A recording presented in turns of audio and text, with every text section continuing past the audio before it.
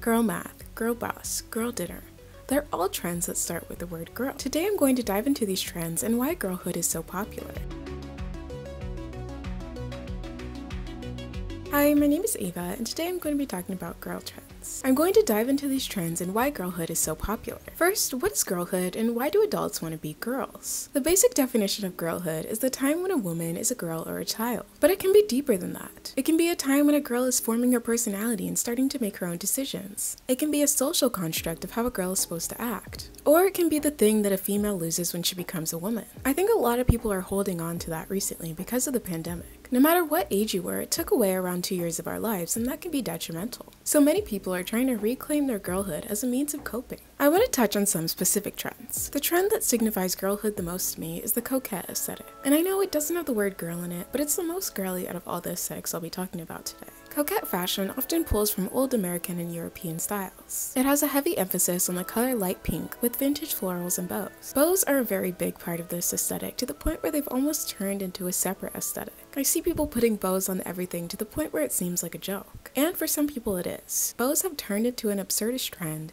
where people put them on things like ice and pickles, but most people put them on regular things like jackets, earrings, and even Christmas trees. This aesthetic is important because it seems to be the most popular one that really shows off girlhood. Girls are embracing reading books and writing love letters and in a way just romanticizing their lives. I'm sure there are people that think this trend is silly or childish, but I love that people are embracing their girlhood. It's nice to see people being unapologetically girly. Another trend that doesn't have the word girl in it but goes along with it is the trend Ballet Core. Now I know that boys do ballet, but this is a girly romanticized version of the clothes that they wear on stage and in class. Sometimes it's just inspired by the main colors of ballet, which is black, white, and pink.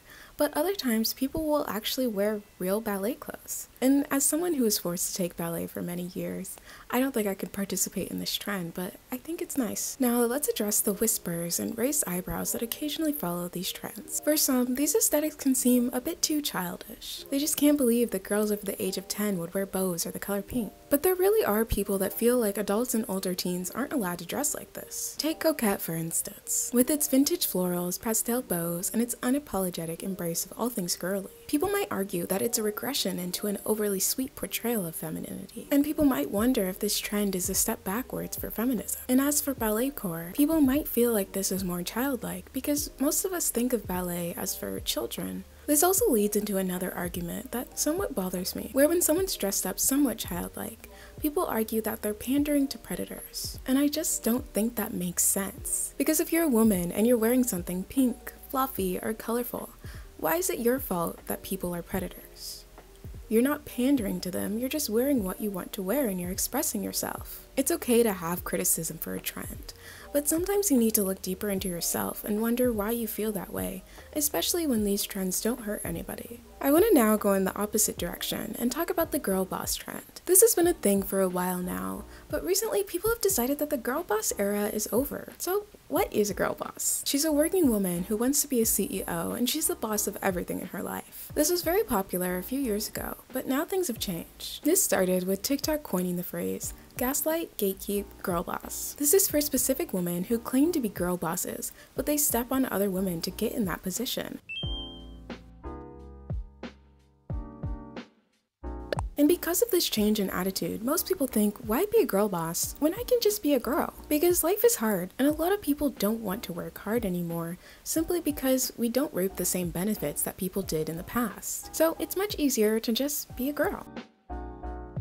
I've talked about that girl trend a few times in the past, but it's just the perfect pretty girl lifestyle. She wakes up early, does yoga and Pilates, has an aesthetic home, wears no makeup, and she always eats healthy. Like the coquette trend, I've seen this one appear all over social media and in my real life. This one is girly, but it's in a different way compared to coquette or ballet core. It isn't extremely girly with things like bows and the color pink, but it upholds beauty standards. You need to be skinny, have perfect hair, nice nails, and you can't wear too much makeup, but you have to look as good as you would if you had a bunch of makeup on. Like I said before, it's just about being perfect and pretty. This aesthetic can entice people at first because it seems like it would be helpful. A lot of the posts for this aesthetic are very motivational. It just looks like girls who want to better themselves by working out and eating healthy. But the deeper you go, you realize that it's all a facade. When you look behind the skincare, acai bowls, and Lululemon workout sets, trends, it's all just wealthy women showing off their manufactured lifestyle. Next, I want to talk about girl dinner. This trend isn't an aesthetic, but it's simply a trend that was started by a TikToker. Girl dinner is basically a snack plate. It just shows how girls don't always want to cook a full dinner and sometimes they just want to have little snacks. I think this trend got so big because one side of people were joking about it and posting their weird food, and then the other side of people didn't understand the joke and they got mad about it. To be more specific, many people were making jokes about girl dinner, either showing off really tiny food portions or showing off absurd food pairings. But people got mad because they felt like some users were romanticizing eating tiny portions. And other people got mad because they just didn't think that girl dinner should be a thing, when it wasn't really a thing, it was just a stupid little trend. The last mini trend I want to talk about is girl math. And like girl dinner, this wasn't an aesthetic, but just a trend on TikTok. So I'll give you an example for girl math. Say I buy a dress that's $300. I'm probably gonna wear that dress maybe 3 times. So then it's $100. And then I can resell that dress for $100. So then it's $0. So that's the girl math, where it doesn't actually make sense, but I'm justifying ways to shop. And this was another polarizing trend, because some people were mad that girl math is stupid or you shouldn't be doing that. And I don't necessarily agree with girl math that you should always be doing it. And I think it's just kind of funny that we recognize that as a real trend. The overarching theme of a lot of these trends is that they're just for girls and they're not serious. A lot of the criticism comes from people who think that all these girls are being dead serious. The girls just want to have a little laugh, and they want to have fun, and not everyone understands that. Girlhood trends often embody aesthetics that can be seen as empowering. Embracing femininity and expressing yourself through clothing and style can be a way to reclaim your girlhood. Feminism at its core embraces the autonomy and empowerment of women and allow people to express themselves authentically. Sometimes these trends challenge traditional stereotypes of how women should act and portray themselves. It's not stereotypical for adult women to dress like the aesthetics that I explained and wearing light colors and bows and frilly dresses. So in a way, it breaks down those stereotypes. But they can also reinforce these stereotypes with aesthetics like That Girl, where it reinforces societal expectations of beauty for women. But overall, I think that most of these girl trends are very positive.